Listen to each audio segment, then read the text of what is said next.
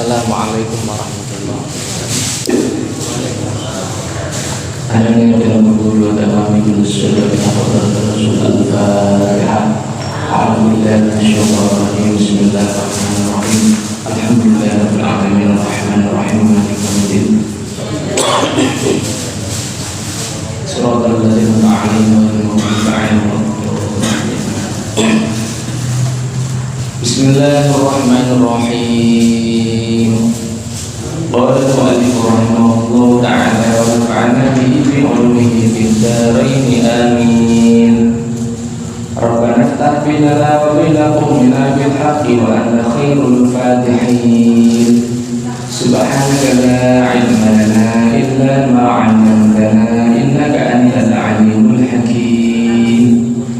Rabbana waj'alna muslimin laka wa min dhurriyyatina ummatan muslimatan lak wa arina manasikana wa tub 'alaina innaka antat tawwabur rahim. Rabbi ij'alni muqimas sholati wa min dhurriyyati rabbana wa taqabbal du'a. Rabbana ighfir li wa li walidayya wa lil mu'minina yawma yaqumul hisab. Bismillahirrahmanirrahim. Halaman 70, hadis nomor 202. Pasien bahas bab adzan.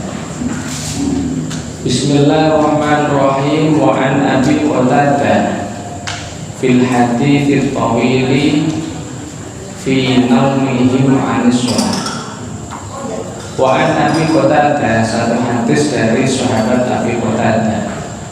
Fil hadis tawili, di dalam riwayat hadis yang panjang.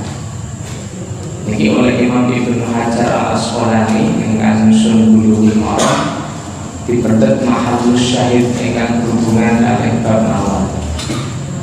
Fi naumihim 'ala shalah, di dalam napa niki sarenipun Kanjeng Nabi lan para sahabat anis sholati, dari melaksanakan sholat subuh.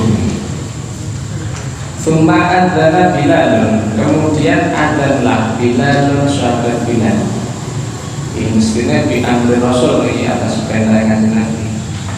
Fasolah, kemudian sholatlah Rasulullah sallallahu alaihi wasallam. Kama kana yasna'u, seperti sholat yang biasa dikerjakan kulla yaumin, setiap harinya. Rawahu Muslim. Hadis ini diriwayatkan oleh Imam Muslim. Hadis ini membahas masalah peristiwa di dalam Ghazwatul Khaybar, perang Khaybar. Kanjeng Nabi kali para sahabat itu nate wae dalam satu peristiwa perang Khaybar. Begitu di sela-sela tengah peperangan, dahulu itu saking istirahat. Sahabat termasuk Kanjeng Nabi ini pasrah datang Bilal. Bilal mengkonek subuh diadani. Nah, ini mengkonek subuh ada terus dibuka subates melampai melaksanakan sholat subuh. Tapi ternyata baik Nabi terus sahabat termasuk Bilal itu saking keselin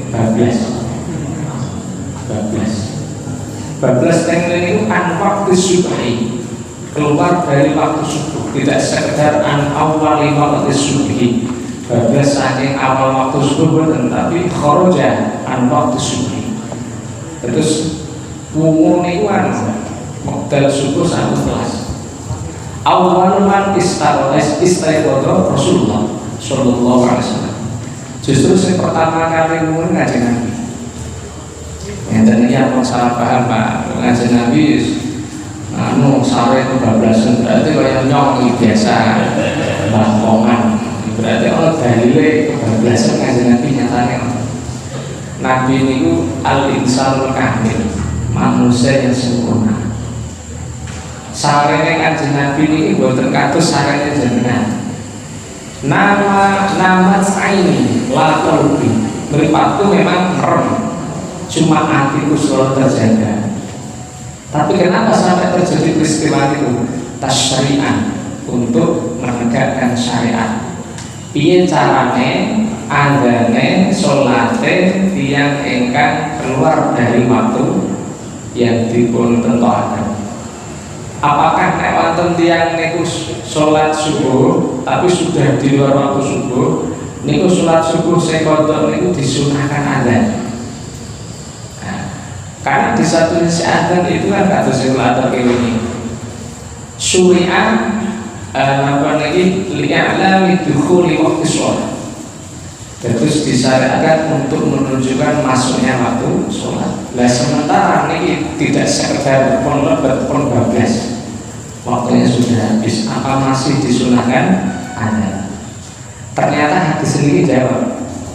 Jadi an Abi Qatadah fil hadis tawil fi naumihim an sholat. Jadi ada satu riwayat Nabi itu sare kalau sahabat. Ternyata summa adzana Bilalun, adzan Bilal adzan. Tengene Ibanatul Ahkam, terus tengene Subul Salam kula mau sare hadis ini. Summa adzana Bilalun ay bi amri Rasul sallallahu alaihi wasallam. Tentu Bilal ini betul sembarangan. Diperintah adzan ini diperintah dari Kanjeng Nabi sallallahu alaihi wasallam. Terus redaksinya pun persis, adanya ya adzan persis adzan biasa itu. Terus sholatnya persis biasa yang dikerjakan maka la yasna'u kulla yaum. Hadis ini, hadal hadis dalilun ala masyru'iyyatil adzan bil faitah. Hadis ini sebagai dalil tentang tetap disyariatkannya adzan, disunahkannya adzan meskipun lil faitah untuk sholat fardu yang keluar dari waktu. Nah, makanya hadis ini sekaligus dados hujah. Kalau adzan tidak sekedar lidalalah ala dukhulil waqti faqat, namun berfungsi untuk menunjukkan masuknya waktu, tetapi sekaligus lid'awah lil jamaah, untuk ngajak-ngajak dia melakukan sholat berjamaah. Karena meskipun sholatnya itu faitah pun kelas modalnya itu tidak dikerjakan kok wonten koncone betul sekali ini wonten koncone tetap disunahkan jamaah. Orang kok ngeten karena sholatnya telat dewi-dewi baik tetap disunahkan jamaah. Lho nek wonten tiyang sudah keluar dari waktu napa tesih angsal sholat, misalkan sare tangi jujur jam 8 napa tesih wajib sholat subuh wajib. Mantan hadis mana ma'an sholatin au nasiha falisholliha ila dzakara. Siapa yang tertidur sehingga belum sholat atau nasiha lupa sholat, falisholliha ila dzakara, maka hendaklah ia sholat ila dzakara ketika dia ingat. Nisbate tiang kelalan ketika ingat, nisbate tiang nama tilem tidak tabah ketika terbangun. Dan lane kudu sholat niku cara fikih kalih. Satu naum keturun, nomor 3 nisyan kelalen. Sing penting aja dina-dina telat boro-boro keturun, ampun dina-dina telat boro-boro kelalen. Nah ini hadis ini sebagai apa niki dalil sembilan malih bahwa meskipun sholat ini sudah faitah keluar waktu tetap disunahkan ada, tetap disunahkan umat biasa. Hadis ini cuma nek kita tinggali Pak, ini tidak semua ulama berpendapat seperti ini. Teknik fikih Syafi'i mawon ini dinilai sebagai qaul pendapat yang direvisi oleh Syafi'i sendiri. Nek cara kalau jadid untuk sholat engkang napa nggih engkang terlambat ngeten iki mboten usah. Kalau dia jamaah cukup pongan. Kenapa? Dalilnya budi dalil kalau jadid nek sholat telat mboten usah tapi cukup pongan. Wastadalla bi hadis sallallahu alaihi wasallam faidatan yaumal khandaq fa innahu aqama wa lam yu'adzin li fawatil waqti. Nah, ini adalah peristiwa perang Khaybar. Pada saat Nabi SAW perang Khandaq, ini Kanjeng Nabi nate kebablasan waktu. Dia langsung surat betul mereka sahabat kan ada. Makanya menghubungi babnya ini angel Pak. Mungkin kalau kita hanya melihat hadis ini kesimpulannya setunggal, tapi nanti ningali riwayat bahwa Nabi juga pernah dalam peristiwa perang Khandaq terlambat sholatnya. Akhirnya pun Nabi tidak memerintahkan sahabat siapapun untuk azan, tapi langsung sholat. Nah, ini mandan bingung kan? Makanya Imam Syafi'i sendiri ya, sebelum hijrah ke Baghdad ya, Mesir itu Imam Syafi'i kalau qadimin itu tetap azan, tapi setelah itu dengan konsep televisi. Nah, terus dari dua pendapat ini apa boleh diikuti? Dua-duanya boleh. Cuma karena ada satu kaidah al-ijtihad la yuqadu bil ijtihad. Jadi gunakan naqol qadim itu ansal. Karena bagaimanapun juga levelnya Imam Syafi'i ketika mengeluarkan fatwa qol qadim itu beliau memang ahlul ijtihad. Meskipun beliau ini merubah ijtihadnya dalam qaul jadid, tetapi bukan berarti qol qadim tidak boleh dipakai sama sekali. Kurang itu ingin sempat diskusi bahas masalah apakah piutang dagang ini atas diri pedagang itu wajib diperhitungkan pada saat menghitung barang dagangan di akhir haul. Nah, tadi kita coba jangan berempat. Jangan punya dagangan, misalkan toko ada toko, genap setahun dihitung asetnya 1 miliar.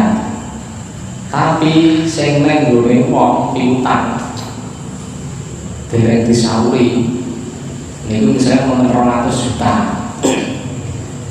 Tetapi niku marjul ada bisa diharapkan cair wong pelanggan tiang ini apian. Cuma memang ya sedang berhalangan, tapi benar-benar bisa diharapkan. Nah, tadi nek cara kaul jadid tetap wajib dihitung. Jangan hitungnya itu 2,5% dari 1,2 M. 1 miliar itu barang sing wonten. Sementara piutang sing 100 juta sing jenenge wong tetep dihitung. Cocok mboten Pak. Nek piutange niki wau kok mboten cair saya sampai tahun kedua, tahun ketiga, tahun keempat, asal marjul ada, tetap statusnya bisa diharapkan cair, tetap dihitung. Jadi seandainya kok misalkan telat 3 tahun, duit bisa dibeli wong 3 tahun, ini tidak wajib ngitung 2,5% dari ini ke wau selama 3 kali wong 3 tahun. Aku mau pengen angkut sing enteng.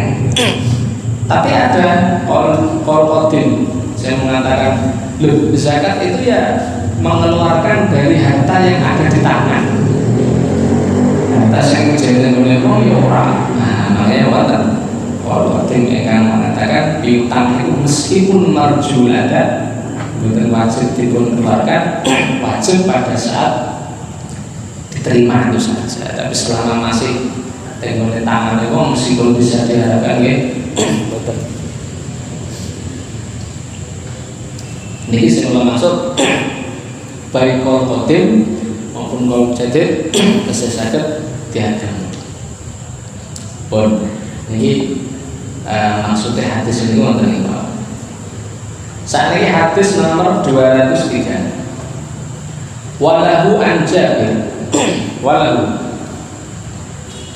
Walahu rujuknya itu dari Muslim, ay walil Muslim an Jabir dari sahabat Jabir, anan Nabi sallallahu alaihi wasallam, sesungguhnya Nabi sallallahu alaihi wasallam ata al-Musdalifah, Nabi mendatangi Musdalifah, dengan kota Musdalifah, fa shalla biha al-maghriba wal isya, Kemudian Nabi ini menjalankan sholat maghrib dan isya.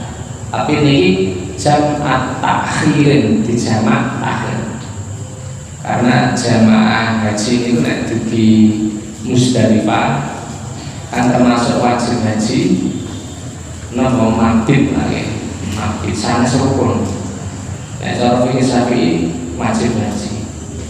Nah, sampai mboten dingan nggih bayar dan. Lah pada saat tengene Musdalifah niku dianjurkan untuk menjamak antara maghrib sama isya. Alasannya apakah karena musafir? Bukan lin nusuk. Ya karena bagian dari rangkaian ibadah haji dan jamak maghrib karena isya dengan Musdalifah dengan jamak takhir. Karena kalau standarnya itu syaratnya karena dihukumi musafir. Nah saat ini jamaah haji sampai berhari-hari, berminggu-minggu tenggone Mekah, ya jaraknya sampai buatan apa ini masalah qasri. Lah pada saat Nabi jamak maghrib kala isya di waktu isya karena jamak akhir. Niku bi'adzan wahidin dengan satu kali adzan wa iqamataini dan dua qomat. Dan ini yang terbaik. Jadi materinya tambah. Sekarang ketika ada orang melaksanakan sholat jamak, niku adanya pengkitan, nopo pisang nopo pintu. Jadi misalkan musafir, misalkan waktu isya jamak maghrib kali isya jamak takhir. Ngoten niku nopo masing-masing sholat adzan terus qomat, adzan terus qomat. Napa kepripun wong teng mriku ya ada napa didirikan jamaah. Ngeten iki ditingali hadis ingkang disampaikan sahabat Jabir, adzannya satu kali, qomatnya dua kali. Kenapa? Cara logika fikih ngeten. Karena jamaah itu dua sholat dijadikan satu. Mulanya nek jangan jamaah baik takdim maupun takhir itu sholat pertama dengan sholat kedua tidak boleh dipisah entah itu dipisah kali apa nih waktu engkang dangu utawi dipisah kali sholat biqadri rakaatain. Betul Pak. Jadi begitu sholat zuhur rampung langsung sholat isya. Nah jamaah takdim kedah zuhur riyen nembe isya, tapi nek jamak takhir boleh diulang balik. Bukan kudu kok. Nanti zuhur kali isya, zuhur kali asar, maghrib kali isya. Iki napa? Nek jamak takdim itu harus sholat yang dulu didahulukan. Nek jamak takhir asal diwalik-walik. Jadi kan sholat zuhur dengan asar kok di waktu zuhur kedah zuhur dulu baru asar. Kenapa? Sebab zuhur sudah masuk waktu sementara asar belum masuk waktu. Harus didahulukan yang sudah masuk waktu baru yang belum masuk waktu. Tapi yang jamak takhir sholat zuhur dan asar dikerjakan di waktu asar dilawan lek zuhur dulu lalu asar nggih boleh utawa asar sik nembe dhuwur nggih boleh. Iki bedane ngoten. Lan seandainya dengan jamak takhir dhuwur kali asar begitu masuk masjid kok ada jamaah asar boleh masuk ikut jamaah asar. Begitu rampung jamaah asar mundur terus sholat dhuwur. Prakteknya ngoten. Pun saat ini hubungannya kali adzan pripun? Apakah masing-masing sholat itu disunahkan adzan dan qomat? Napa pripun? Kalau kita perhatikan hadis ini berarti bi adzan wahid cukup satu adzan, kemudian masing-masing sholat cukup diqomati.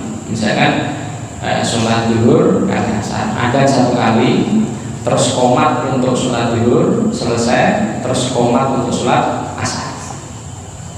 Hadis ini dari Subul Salam dalil Syafi'i asbata adzanan wahidan wa iqamatain Hadis ini dijadikan landasan Nabi Imam Syafi'i untuk menetapkan adzan 1 kali dan 2 qomat untuk pelaksanaan sholat jamaah. Nah ini adzan yang wahid terus wa iqamatain. Bon, saat ini terus hadis yang ke-204. Walahu an Ibnu Umar. Walahu menurut riwayat Muslim. Ini masih riwayat Muslim. Ani bin Umar sangis dari sahabat Abdullah bin Umar radhiyallahu anhu. Jama'an bainal maghrib wal isya'i bi iqamatin wahidah. Nabi ini namanya hadis mauquf. Jadi menceritakan perbuatannya sahabat Abdullah bin Umar, tapi jelas perbuatan sahabat yang disebut tengger itu jelas dari Nabi. Mengumpulkan menjama antara maghrib dan isya bi iqamatin wahidatin dengan 1 kali qomat. Zada Abu Dawud nambah likulli sholatin, artinya untuk masing-masing sholat. Artinya lagi menurut Ibnu Umar dalam kasus jamaah itu cukup bi iqamataini faqat bila adzan. Bukan saja. Wa fi riwayatin lahu wa lam yunadi fi wahidatin minhuma. Menurut pendapat kedua ini versinya Abdullah bin Umar, untuk kasus sholat jamaah itu tidak disunahkan adzan, cukup qomat dan pelaksanaannya tepat masing-masing sholat. Jadi sesuai dengan sholat duhur terus asar, duhur qomat riyin, ba'da niku asar qomat. Mboten orang kok qomat 1 untuk 2 sholat boten. Tapi sudah mana nek sholat jamaah lho Pak, aja ngantek kegewoken karo hadis ini sholat ijen qomat. Terus napa pemenang adzan nggih ten usah. Niki jamaah bainal maghrib wal isya bi iqamatin wahidah likulli sholatin. Niki tenggone Bulughul Maram yang disebut hanya 2. Tapi seluruh kitab syarah hadis Bulughul Maram kadose Pak nggih, kula dereng Mbak sedaya, nek bahasane kula seluruh berarti kula harus membaca semuanya. Rata-rata itu menyebut versinya Abdullah bin Mas'ud. Nah, versinya Abdullah bin Mas'ud betul. Nah, versinya Abdullah bin Mas'ud malah setiap sholat ada adzan plus qomat. Berarti dengan sholat duhur kok dijamaah karo asar, mungkin niku asal jamaah adzan se adzan terus qomat terus sholat duhur. Berarti ku adzan malih terus qomat nembe sholat asar. Repot mboten Pak. Cuma adzan dan qomat di antara duhur dan asar ampun suwe-suwe. Kalau sampai adzan ini mau melebihi 2 rakaat sholat dengan gerakan cepat, misalkan dengan sholat rakaat yang ringan, rakaataini khafifataini, 2 rakaat ringan, misalkan butuh waktu misalkan 2 menit lagi. Jangan kok adzan kok luwih sholat 2 menit batal. Sholat yang kedua harus dikerjakan di waktunya, benar di jamaah. Karena jenenge jamaah dikumpulke kudu cedhek, apa ngado-ngado apa suwe-suwe. Nah, kesimpulanipun hubunganipun pelaksanaan adzan dan qomat terkait dengan sholat jamaah niku ada 3 kaul. Semuanya dari Nabi Sallallahu Alaihi Wasallam, bukan sahabat mengada-ada. Pertama 1 adzan 2 qomat. Ini versi Jabir. Adzan terus qomat sholat duhur terus qomat sholat asar. Versi kedua, versinya Abdullah bin Umar, tidak ada adzan, langsung qomat untuk duhur, qomat untuk asar. Versi ketiga, masing-masing ada adzan dan qomat. Adzan, qomat, sholat duhur, adzan, qomat, sholat asar. Nah ini contohnya kata lagi Pak, jadi fikih kadang-kadang dari banyak sekali sekali riwayat sahabat yang tidak sama, dan ternyata semuanya min Rasulillah Shallallahu Alaihi Wasallam. Pun saat itu pertanyaan, saat ini hubungannya kalau pelaksanaan sholat rawatib prima, bukankah nek sholat jamaah pun itu sholat rawatib tidak gugur kan? Qobliyah kali ba'diyah. Jadi kan misalkan ya jamaah antara zuhur kali asar, jamaah takdim atau jamaah takhir. Motor itu nek jangan kepengen lapai sholat qobliyah zuhur, sholat ba'diyah zuhur, qobliyah asar kapan? Yang tadi sebenarnya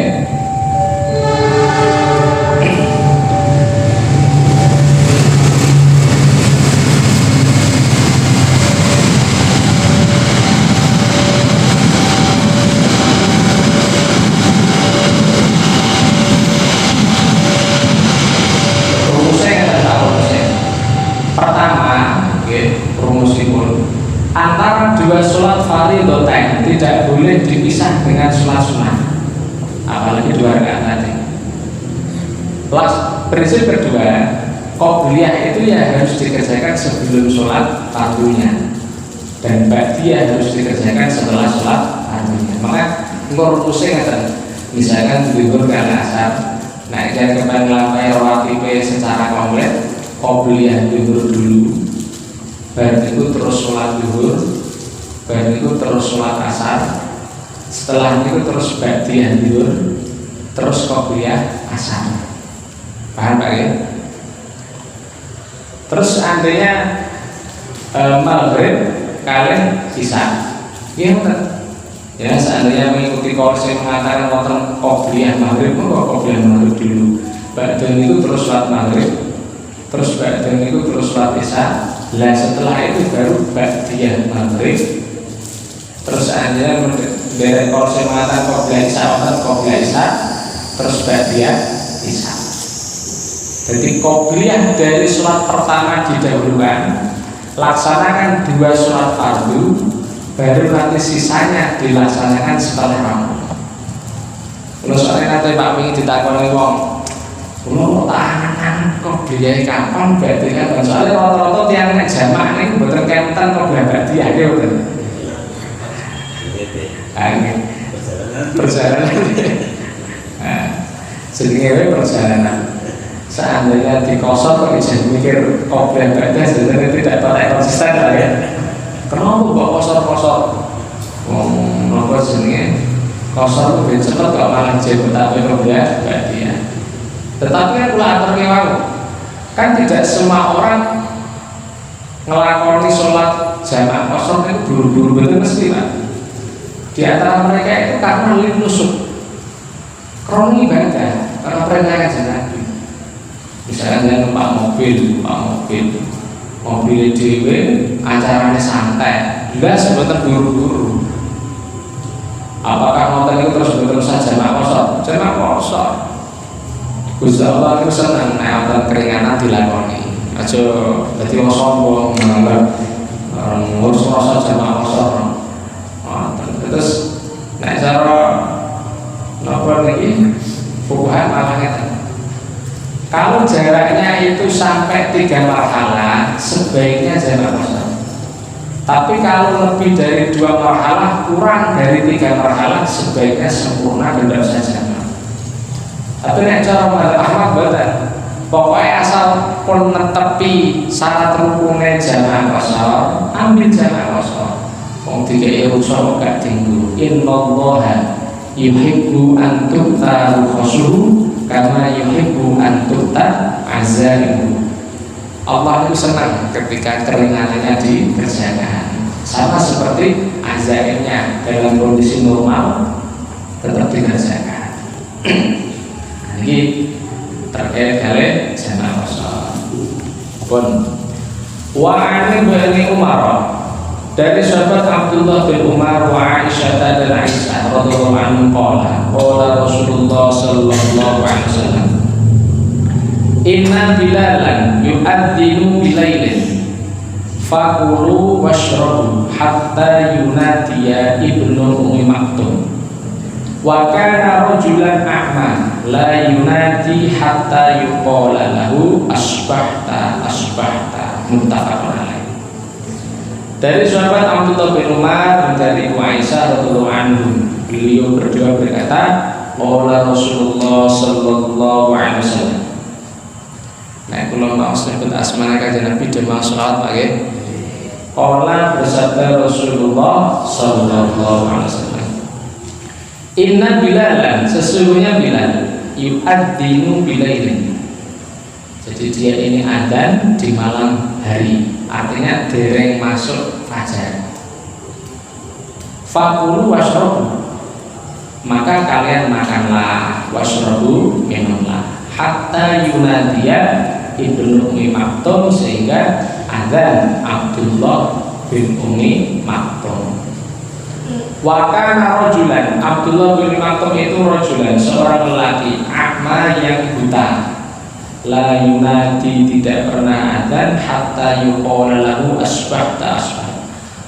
Padahal yang namanya apa ya? Masuknya waktu subuh itu kan ketika ada fajar shofik. Fajar itu berarti posisi langit ufuk ini pun mulai padam. Fajar kan. Meskipun kita sih petang, tapi fajar itu sering-sering padam itu pun wonten. Lah untuk orang yang buta kan bukan sakit rasanya. Makanya Abdullah Bilal kan bukan, Bilal kan sakit rasanya. Makanya dia itu sebelum muncul fajar kadhib, fajar shofik, ada beberapa menit ya, antara setengah jaman lah saat derenge waktu subuh adzan. Adzannya Bilal itu saat derenge masuk waktu subuh. Untuk apa? Bukan tiang sido kepengen kiamulan, bukan tiang sido kepengen sahur. Benarnya Abdullah bin Maktum. Nah, ini memang untuk menunjukkan waktu subuh.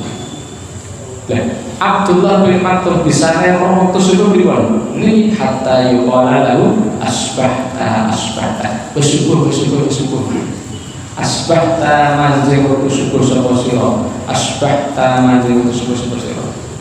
Niki dalil Pak. Di dalam persoalan syarat muadzin itu syaratnya cuma kalih. Siji kudune wong Islam, nomor kalih alimun bidukhulil waqti, kedah weruh kapan masuk waktu sholat. Syaratnya muadzin itu cuma loro tok. Mulai yang muadzin itu non muslim betul sah. Andane kudune harus baleni.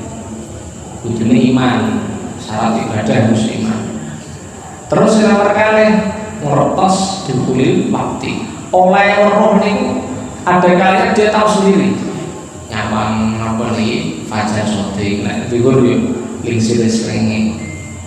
Tapi di zaman saat ini ada kelas ada bukan paham dunia falak, ya bingung tok istilah jadwal. Atau bukan ningali jadwal dikabari wong. Contohnya ini Abdullah bin Ummi Maktum. Mulane kita ningali jadwal sholat, ini jajan posisi lagi sami. Dikabari karo Depak, nah dikabari karo MUI nek dino iki dhuwure jam semene. Dhuwure jam semene.